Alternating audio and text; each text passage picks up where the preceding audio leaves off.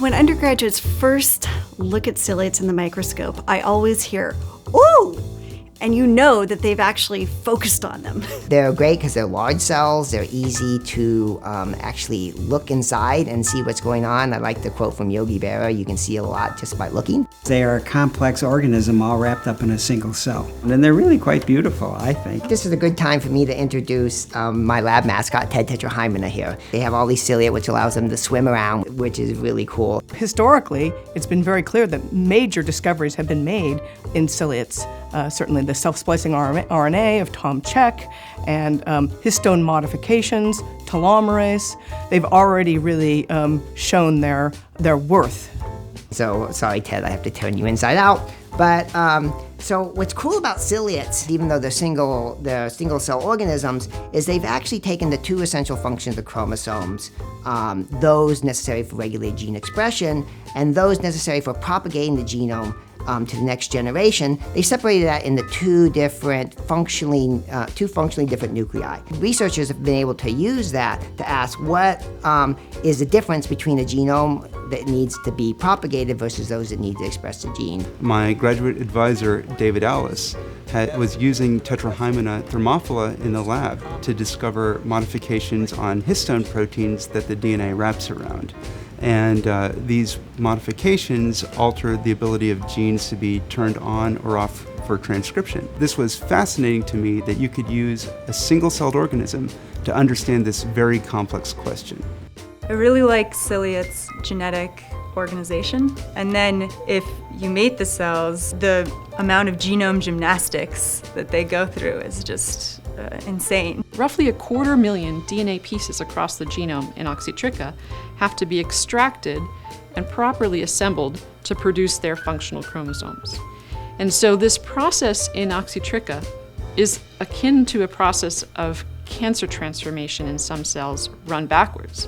So if we could better understand and even harness the features in Oxytricha that allow it to stabilize this chaos and restore order to a cell, then we would better be able to understand either some of the processes underlying cancer or how to better regulate genome integrity. We were curious about how it is that chromosomes are maintained. And we discovered this enzyme telomerase in Tetrahymena, and it turns out that it's present in all ciliates and it's present in many different organisms. And then by continuing to ask the question, what is it that telomerase is really essential for? That then led to very important implications in health and disease. And we found out that telomerase is really essential for the growth of cancer cells, and that it also plays a major role in age-related degenerative disease. Genome editing is an extremely popular and exciting field right now, but nature's been doing genome editing for billions of years. In organisms like Oxytricha and other ciliates, they have RNA-guided genome editing systems that occur sometimes with exquisite accuracy, reproducibly occurring generation after generation. Lately, there's been a term called transgenerational inheritance. Ciliates seem to be able to do this very well. I think ciliates have a lot to tell us in the future. Some of the benefits of working with ciliates are that you can afford to make mistakes.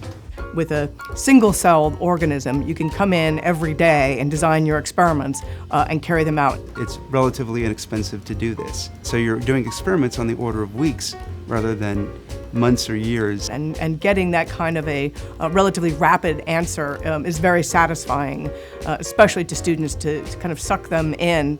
The ciliate community is very strongly invested in training the next generation of scientists. They put a lot of time and resources in that direction, and I felt very supported in that way.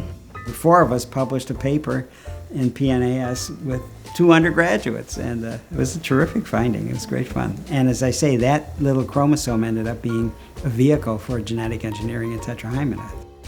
You can use high copy number RNA vectors to transform the cells with your transgene and end up with 18,000 copies of your transgene, which can really boost protein expression levels.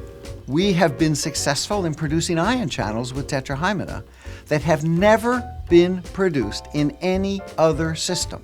People sometimes ask me the question, well, did you know right away that this was a Nobel Prize winning discovery? And no, I didn't, but I was really excited by it because I knew that it was something new and fundamental. What we're working on can result in the development of new drugs that reduce human suffering and make a substantial difference to the world. It's very important to fund translational research. That is important because we do need new healthcare and new medicines, but you also have to put a lot of effort and funding those fundamental curiosity-driven questions that come out of model organisms, because that's where the really truly new discoveries are going to come from.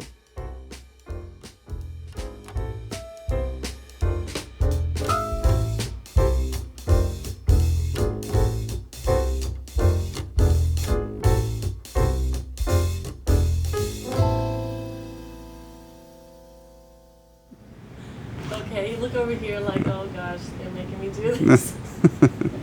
All right, so we got your hand in there. Like that.